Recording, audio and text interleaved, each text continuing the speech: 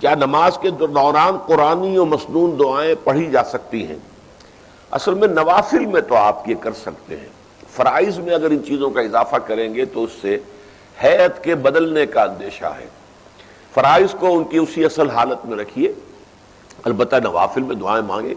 البتہ قرآنی دعا جو ہے وہ اگر بدلی ہوئی الفاظ کی شکل ہو جائے تو دوسری بات ہے، ورنہ وہ سجدے اور رکوع میں نہیں مانگی جا سکتی۔ رکوع اور سجدے میں قرآن مجید کی آیت نہیں پڑھی جا سکتی۔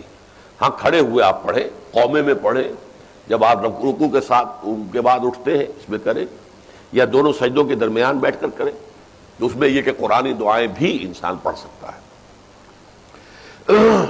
اگر پڑھی جا سکتی ہیں تو کہاں کہاں، یعنی سجدہ، رکوع یا قیام وغیرہ میں پڑھی جا سکتی ہیں۔ میں نے عرض کیا نا کہ سجدہ اور رکوع میں نہیں، قرآنی۔ البتہ عام دعا آپ مانگ سکتے ہیں، اللہم اغفر لی ورحمنی، اللہم اغفر لی ورحمنی، آپ یہ دعائیں کیجئے، سجدے میں پڑھے وہ جتنی چاہے دعا کریں، رکوع میں کریں۔ لیکن یہ کہ جو قرآنی دعا ہوگی، ربنا آتنا فی الدنیا حسنۃ وفی الآخرۃ حسنۃ وقنا، یہ سجدے میں یا رکوع میں نہیں، یہ آپ صرف قومے میں یا دونوں سجدوں کے درمیان۔ کیا قرآنی اور مسنون دعاؤں کے علاوہ بھی نماز میں دعائیں مانگی جا سکتی ہیں؟ کیا اردو میں بھی نماز میں دعائیں مانگی جا سکتی ہیں؟ میرا یہ خیال ہے کہ اس سے اجتناب مناسب ہے۔ میں اگرچہ اس کے بارے میں کوئی حکم نہیں لگا رہا ہوں، لیکن یہ مناسب نہیں ہوگا۔ ویسے یہ ہے کہ نماز کے علاوہ آپ کو کس نے روکا دعا سے؟